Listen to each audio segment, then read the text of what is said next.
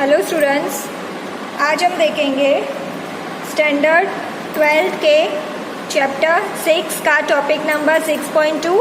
पिछले वीडियो में हमने इसके इंट्रोडक्शन की बात करी थी कि फैराडे ने प्रयोग किए हैं, काफ़ी प्रयोग किए हैं। आपकी टेक्स्ट बुक में 3 प्रयोग दिए हैं, उसमें से एक प्रयोग हमने पहले के वीडियो में पढ़ लिया है। अब हम देखेंगे उसके बाकी के 2 प्रयोग। तो फैराडे ने एक बार रिवाइज कर लेते। फैराडे ने क्या साबित किया था अपने प्रयोगों द्वारा कि चुंबकीय क्षेत्र रेखाओं से भी विद्युत धारा उत्पन्न होती है। ये बात फैराडे ने अपने प्रयोगों द्वारा साबित करी थी। उसने 1-2 प्रयोग नहीं किए थे, काफ़ी प्रयोग किए थे और उसके बाद ये साबित किया था। तो चलिए उसका दूसरा प्रयोग देखते हैं। ये था हमारा पहला प्रयोग जिसमें उसने रिंग की मदद ली थी। ये आप देख सकते हो, लोहा चुंबकत्व का पदार्थ लिया है। अब ये दूसरा है प्रयोग। इसमें उन्होंने किस तरह साबित किया है, तो उन्होंने 2 छड़ चुंबक लिए हैं और दोनों को इस प्रकार रखा है कि दोनों के बीच का आकार है वो कुछ V प्रकार का बनता है। यहाँ आप लोग देख सकते हो, ये V प्रकार का बन रहा है। इसके बीच में एक पदार्थ रखा है उन्होंने। इस पदार्थ के ऊपर तार लपेटा है और तार के साथ गैल्वेनोमीटर को जोड़ा है। क्लियर है चित्र? अब इसमें उन्होंने प्रयोग किस प्रकार किए हैं, तो ये जो छड़ चुंबक है वो दूर ले गए, पास लाए, दूर ले गए, पास लाए। तो उन्होंने क्या पाया कि जब ये छड़ चुंबक को दूर ले जाते हैं तो क्षेत्र रेखाएं कम हो जाती है और जब पास लाते हैं तो क्षेत्र रेखाएं ज़्यादा होती है। तो यहाँ पे जब वो बार बार इसे दूर ले जाते हैं, पास लाते हैं, दूर ले जाते हैं, पास लाते हैं, तो क्षेत्र रेखाएं बदल रही हैं, घट रही हैं, बढ़ रही है, घट रही है, बढ़ रही है, ऐसा हो रहा है। तो जब ये घटती हैं और बढ़ती हैं उसकी वजह से क्या होता है, जो फ्लक्स होता है उसमें भी बदलाव आता है।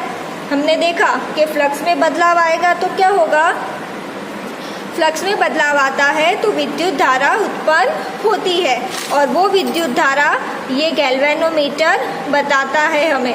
हमने पहले प्रयोग में भी यही समझा था कि ये स्विच है, बार बार चालू बंद करने से क्षेत्र रेखाएं आती हैं जाती हैं, तो उसकी वजह से क्या होता है, फ्लक्स में बदलाव आता है और यहाँ पे हमें प्रेरण धारा मिलती है। यहाँ पे भी वही है, जब ये छड़ चुंबक को बार बार ऊपर नीचे मतलब कि दूर ले जाते हैं, पास लाते हैं, तो इसकी जो क्षेत्र रेखाएं हैं वो कम ज़्यादा होती है, जिसकी वजह से फ्लक्स में बदलाव आता है और यहाँ पे भी प्रेरण धारा हमें दिखाई देती है।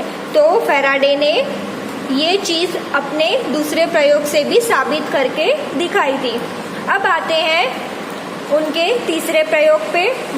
तीसरा प्रयोग भी यही साबित करता है कि क्षेत्र रेखाओं से भी धारा उत्पन्न होती है।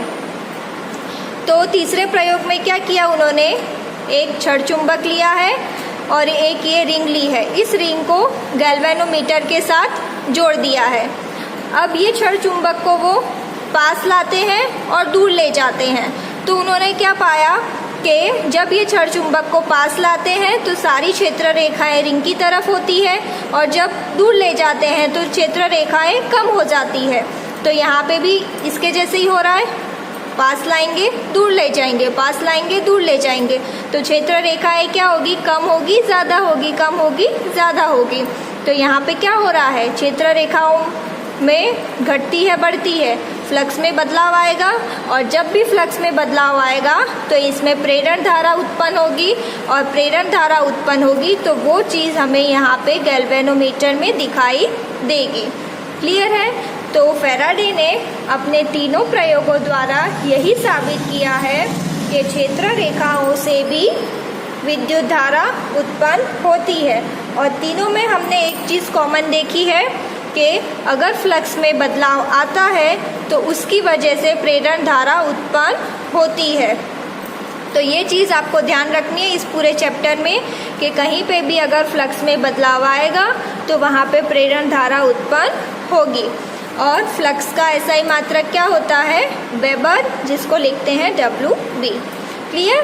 तो ये फैराडे के हमने तीन प्रयोग पढ़ लिए हैं। अब हम देखेंगे कि चुंबकीय फ्लक्स क्या होता है।